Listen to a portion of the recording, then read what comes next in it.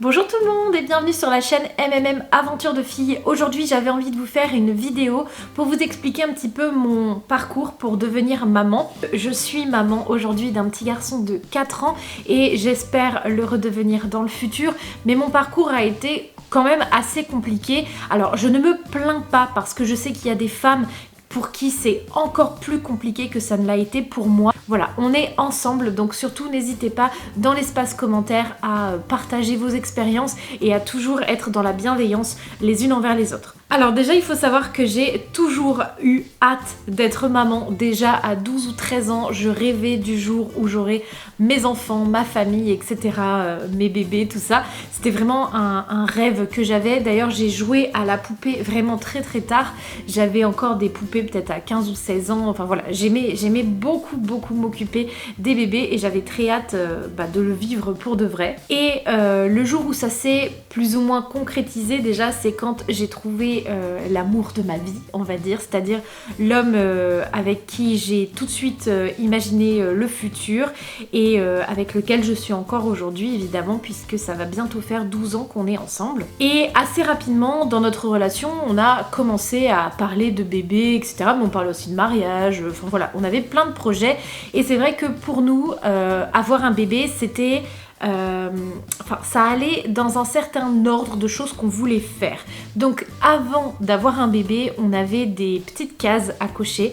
Évidemment que c'est pas le cas pour tout le monde, c'était vraiment notre vision des choses, hein. Je ne juge personne, on a chacun nos propres histoires de vie, mais nous, avant d'avoir notre premier enfant, on voulait être mariés, être propriétaires de notre maison et avoir tous les deux un emploi stable, et donc c'est ce qu'on a fait. Donc d'abord, on a trouvé nos jobs respectifs. Ensuite, on s'est mariés. Ensuite, on a acheté une maison. Et une fois que voilà, ces 3 petites cases étaient cochées, hop, l'envie bébé était, pour ma part, toujours très présente. Pour mon mari, c'est pareil. Ça faisait un moment qu'on en parlait. Et donc, voilà, on s'est lancé. Et à ce moment-là, donc, la première chose que j'ai faite, c'est arrêter ma pilule. La pilule que je prenais depuis un certain nombre d'années. Alors, attendez, je vais calculer.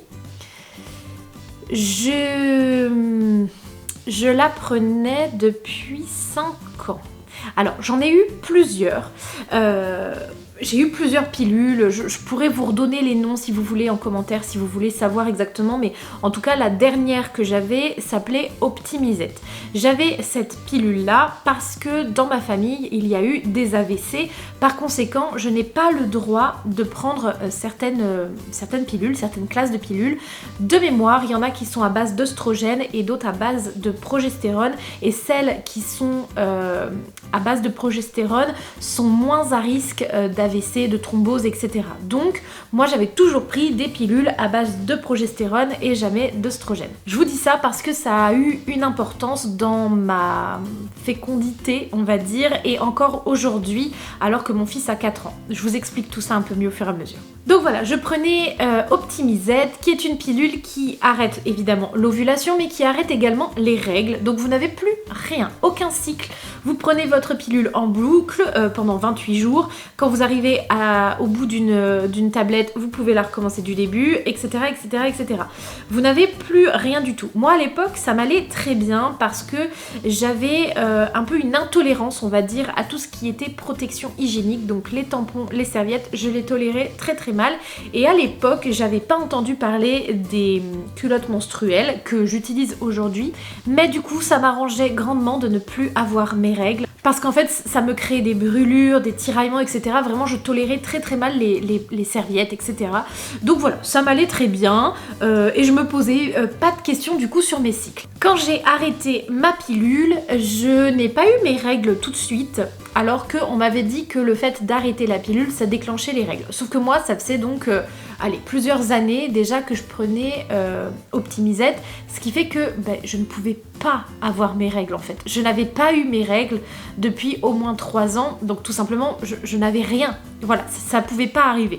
Donc bref, le premier mois est passé. De toute façon, j'ai arrêté ma pilule au mois d'octobre. Et on voulait se lancer dans les essais bébés à partir du mois de janvier. Donc ça m'a laissé 2 mois et demi, 3 mois on va dire pour remettre en route mon corps, et il a fallu au moins ça pour qu'effectivement ça se remette bien en place. Donc pendant au moins 1 mois et demi on va dire, je n'ai rien eu, j'ai pas eu mes règles. Au bout d'1 mois et demi, hop, j'ai eu mes règles, et ensuite je crois que j'ai eu 1 ou 2 cycles un peu bizarres, soit trop courts, soit trop longs, enfin voilà, c'était un peu le schmilblick quoi, ça pataugeait, mais c'était pas grave parce qu'on n'était pas en essai bébé. Et ensuite, au mois de janvier, on a donc emménagé dans notre maison actuelle qu'on avait achetée. Et donc là, vraiment, on s'était dit, allez hop, c'est parti pour les vrais essais bébés. On va juste revenir un tout petit peu en arrière parce que j'ai oublié de vous parler de choses qui font partie du processus, pour moi en tout cas, pour devenir maman. C'est que j'avais besoin de me rassurer, d'être entourée médicalement, etc. par rapport à cette grossesse. Donc j'avais pris rendez-vous avec mon médecin traitant parce que je m'interrogeais beaucoup vis-à-vis de mon bassin. Étant donné que j'ai une scoliose, en fait mon bassin est de travers et j'avais vraiment très peur d'avoir des difficultés au moment de l'accouchement. Et je me disais, bon bah c'est pas une fois que je vais être enceinte ou une fois que je vais accoucher qu'il faudra se poser des questions, donc autant profiter du moment où je ne suis pas enceinte pour voilà, faire des radios, faire des contrôles, enfin voilà, que sais-je. Et effectivement, mon médecin traitant m'avait prescrit une radio du bassin que j'ai dû du coup passer en fait avant d'être enceinte, ce qui nous a permis de voir que mon bassin était effectivement un peu de travers, mais que ça ne gênait pas du tout un accouchement par voie basse. Il m'avait également prescrit une prise de sang du coup pour vérifier si j'étais immunisée contre la rubéole, la toxoplasmose. Je n'étais pas immunisée contre la rubéole, donc ça nous a permis de me refaire un vaccin. Enfin voilà, tout ça c'était avant la grossesse et en fait ça faisait déjà partie de la grossesse, et moi je trouve que c'est super important avant de vous lancer dans les essais bébés d'aller voir votre médecin traitant, parce que donc en plus de tout ça, il m'a également prescrit de l'acide folique qui est une sorte de vitamine, c'est un acide mais on va dire que c'est une vitamine présente dans notre alimentation mais en pas assez grande quantité et surtout qui n'est pas gardé par le corps. Il faut en prendre pendant les essais bébés et pendant les 3 premiers mois, si je dis pas de bêtises, de grossesse. Tout ça, je reviendrai dessus dans une prochaine vidéo. De toute façon, je vous mets en barre d'infos cette fameuse vidéo si jamais elle est sortie, et de vous-même, n'hésitez pas à aller regarder sur la chaîne. Il y a plein d'autres vidéos sur le sujet de la grossesse, de l'accouchement, etc. Voilà, maintenant on peut rembobiner et revenir là où on en était. Donc arrive le mois de janvier 2021 où on se lance vraiment dans les essais bébés. Donc si je peux vous donner tout de suite les dates, j'ai donc arrêté ma pilule le 10 octobre 2020. C'est ça, 2020, et je suis tombée enceinte en juin 2021. Mais avant ça, j'ai fait 3 fausses couches.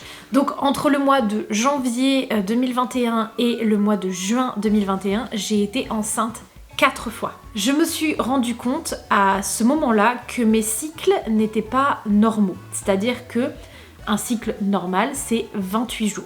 Vous avez vos règles le premier jour, vous ovulez 14 jours après, et 14 jours après, vous avez vos règles. Ça, c'est vraiment quand tout va super bien.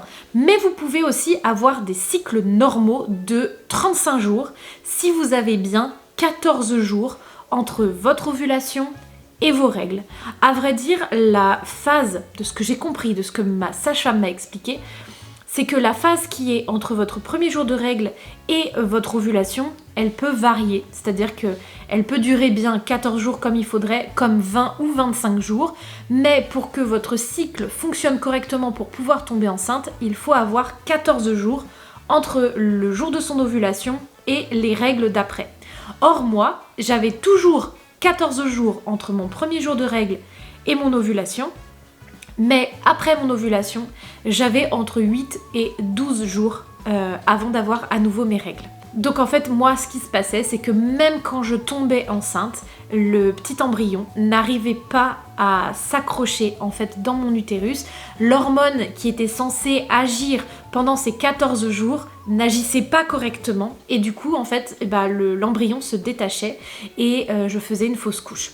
Donc c'est ce qui s'est passé 3 fois, donc 3 fois des montagnes russes, avec ce bonheur de me dire oh là là, ça y est, je suis enceinte et tout. En plus j'ai toujours énormément de symptômes quand je suis enceinte. D'ailleurs, je vous ai fait une vidéo spéciale symptômes de grossesse que je vous conseille vraiment d'aller voir. Que vous soyez enceinte maintenant, que vous ayez été enceinte ou que vous vouliez l'être dans le futur, n'hésitez pas à aller la regarder parce que je pense que ça peut être utile et surtout on peut donner en commentaire également d'autres symptômes qu'on a eu comparés aux miens.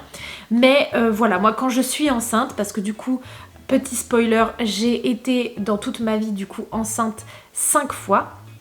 J'ai eu une autre grossesse après mon fils, eh bien je ne peux pas le louper. Voilà, j'ai tous les symptômes qui existent, de la douleur à la poitrine, à la nausée, à voilà, tout ce que vous imaginez comme symptômes.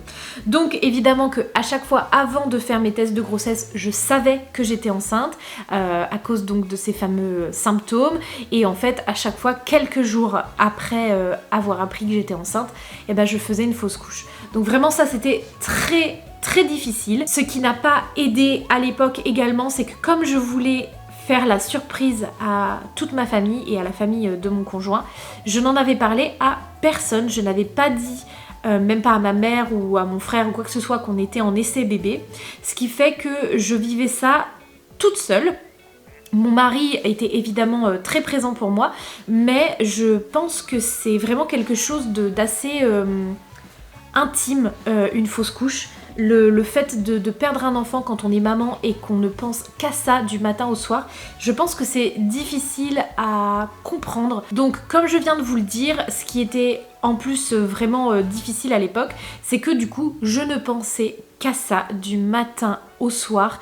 J'étais terriblement bouleversée quand mes règles arrivaient, que je savais du coup directement que je n'étais pas enceinte, plus les montagnes russes avec les fausses couches, etc. C'est une période que je regrette en fait, parce que pour moi les essais bébés ça doit être hyper émouvant, hyper joyeux, enfin voilà, on attend l'arrivée d'un enfant et au final qu'est-ce que 6 mois, 8 mois, 1 an dans toute une vie quand on a un enfant. Mais sur le moment, je ne pensais qu'à ça. Les jours me paraissaient longs. J'avais qu'une envie, c'était d'arriver vite au jour où je devais avoir mes règles pour savoir si j'étais enceinte ou pas. Enfin voilà, c'était vraiment émotionnellement et physiquement assez difficile parce que du coup, j'arrêtais pas de vivre des retombées hormonales, je sais pas comment on dit, vous voyez, des descentes hormonales quoi. En fait, voilà, j'étais enceinte, j'étais plus enceinte, j'étais enceinte, j'étais plus enceinte. Ça 4 fois en l'espace de 6 mois. Ça a fait beaucoup. D'ailleurs du coup, si un jour j'ai un deuxième enfant, si un jour on se lance dans les essais bébés pour un deuxième bébé, je veux à tout prix ne pas vivre la même chose. Je serai beaucoup plus cool par rapport à ça. Je voudrais beaucoup moins me prendre la tête. Je suis désolée, j'ai mon chien qui veut des câlins. Voilà, j'essaierai d'être beaucoup plus détendue vis-à-vis de tout ça parce que voilà, je voudrais vivre ça mieux et puis je pense que voilà, j'ai déjà un enfant, donc peut-être que ce sera moins difficile, je ne sais pas, on verra, le futur me le dira. Du coup, je peux assez rapidement vous parler de tout ce que j'avais mis en place pour m'aider à tomber enceinte, étant donné qu'en plus mes cycles étaient un peu bizarres. Donc ce que je faisais, c'était la courbe de température. Je vais pas tout vous expliquer dans cette vidéo là parce que je vous en ferai une autre. Pareil, je vous laisse aller regarder sur la chaîne si jamais elle est déjà sortie. Donc la courbe de température pour voilà, détecter la période où j'ovulais. Ensuite, je faisais des tests d'ovulation, donc de la marque Clear Blue, si je me trompe pas. Oui, c'est ça, la même marque que les tests de grossesse, quoi, en gros. Et voilà, c'est pareil, ça vous met un petit smiley en fonction de là où vous en êtes de votre cycle, etc. Ça, c'était assez pratique.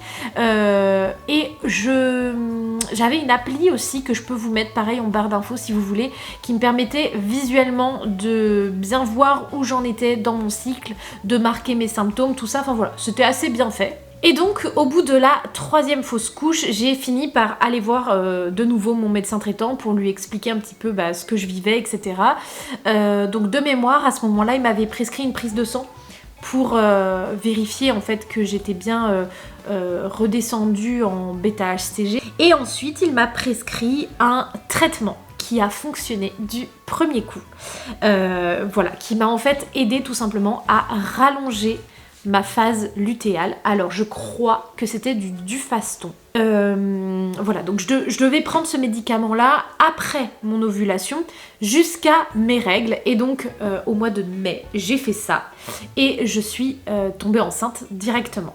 Et cette fois-ci, eh bien, ça a fonctionné puisque aujourd'hui, bah, mon fils a 4 ans. Ce qui était super en plus, c'est qu'au mois de juin, il y avait la fête des pères et du coup, j'ai pu annoncer à mon père que j'étais enceinte pour la fête des pères. C'était trop sympa. Évidemment, du coup, dans les premières semaines de grossesse, la peur de la fausse couche était très présente. Mais j'avais aussi une sorte de bon feeling, quoi. J'avais un bon pressentiment. Je le sentais bien, je sentais que c'était parti, quoi. Je sais pas comment vous expliquer, mais c'était inconscient. Et j'ai eu donc tous les symptômes de la Terre qui existent pendant les premières semaines et puis bah, tout au long de ma grossesse quand même. Quand même pas mal.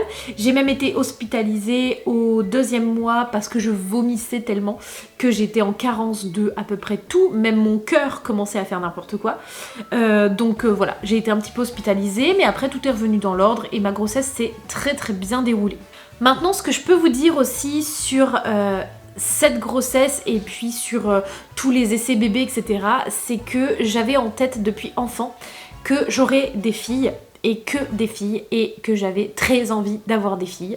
Et en fait, à partir du moment où j'ai su que c'était un garçon, et bah j'ai été 100% heureuse. Genre 0% de ah c'est un gars, vraiment, mais j'étais trop heureuse. Et aujourd'hui, si j'ai un 2e enfant, je voudrais que ce soit un garçon à nouveau. Donc voilà, on verra, parce que je suis sûre que si c'était une fille, je serais aussi pleinement heureuse.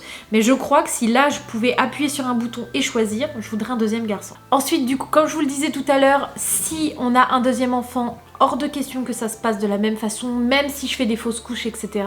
Je ne veux pas me mettre la pression autant que pour la première grossesse. Et ça, j'ai l'impression que c'est quelque chose qui revient beaucoup dans les discours de maman. C'est que quand on est en essai bébé, on a tendance à ne penser qu'à ça. Et du coup, on a l'impression que les jours passent au ralenti. Alors qu'en fait, une fois qu'on est enceinte, etc., souvent c'est l'inverse, ça passe très très vite. Donc moi, si j'ai un conseil à vous donner, que vous êtes en essai bébé et que ça fonctionne pas, par exemple, que vous trouvez que le temps est long, tout ça, je vous dirais, mon conseil, c'est de profiter quand même des essais bébés. Profitez avec votre mari, profitez avec vos grands si vous avez déjà des enfants. Profitez de ce moment d'attente, de latence entre guillemets, où on attend ça. Essayez de vous réjouir, essayez de vous dire bon bah mince, ça n'a pas marché ce mois-ci, mais peut-être le suivant. Essayez aussi, même si c'est difficile, de vous dire qu'en fait c'est aussi la nature qui fait les choses et que parfois quand ça n'a pas marché un mois, c'est bien que ça n'ait pas marché. C'est peut-être que votre bébé aurait eu un problème, c'est peut-être que votre corps n'était pas prêt, ou peut-être que c'était juste pas le moment, qu'il y avait trop de stress, qu'il y avait... Enfin, vous voyez. Donc voilà, peut-être que ça peut vous aider ces quelques paroles. En tout cas, dites-vous vraiment que vous n'êtes pas seul. Les essais bébés, ça peut être vraiment très long. J'ai regardé vite fait avant la vidéo, mais la moyenne en France, à l'époque où moi je voulais être enceinte, c'était 1 an. Aujourd'hui, ça a diminué un peu, c'est passé à 7 mois. Mais ça reste quand même assez long. Il y a des femmes qui tombent enceintes du 1er mois, et il y en a d'autres pour qui ça peut prendre 2 ans, même quand tout va bien, même quand il n'y a aucun problème de santé, ni pour elle, ni pour son conjoint. Vraiment, essayez de ne pas trop y penser. Et il paraît aussi que c'est justement quand on arrête de se focaliser sur quelque chose que ça arrive. Je pense aussi qu'il est bon d'avoir quelqu'un à qui parler dans son entourage. Peut-être si vous voulez garder la surprise, un peu comme moi, j'avais fait avec ma famille, etc. Et du coup, je me retrouvais un peu toute seule. J'aurais dû en parler à une amie et lui dire de ne pas, elle, en parler. Mais voilà, avoir au moins quelqu'un à qui se confier, voilà, pour pleurer aussi quand on a besoin de pleurer et qu'on veut pas forcément en parler au conjoint, même parfois. Et bah voilà, avoir... un petit gardien du secret, on va dire, qui est là pour vous et qui, voilà, dans l'ombre, vous rassure, vous encourage, vous réconforte quand il y a besoin. Moi, ça m'a grandement manqué. Bon, et bien, voilà pour mon parcours de maman. Donc voilà, j'espère que ça vous aura aidé. N'hésitez pas à échanger sur le sujet dans les commentaires. Moi, je répondrai à tout le monde. N'hésitez pas également à aller farfouiller dans toutes nos vidéos sur la chaîne. Je vous en mets une juste ici, mais vous en avez vraiment plein. N'oubliez pas de vous abonner également pour ne pas manquer les prochaines vidéos. Et moi, en attendant la prochaine vidéo, justement, je vous fais de très gros bisous. Ciao!